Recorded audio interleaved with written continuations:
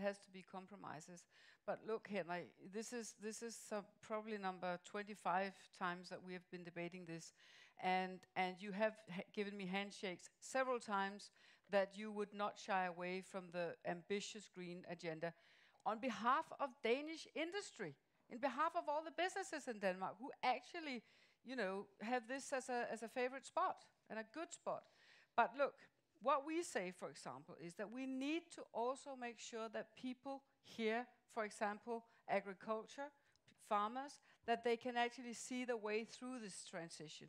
They are definitely people who need to see, these are the frames, these are the investment horizons, and this is the way I can transform myself and my business into the new green world.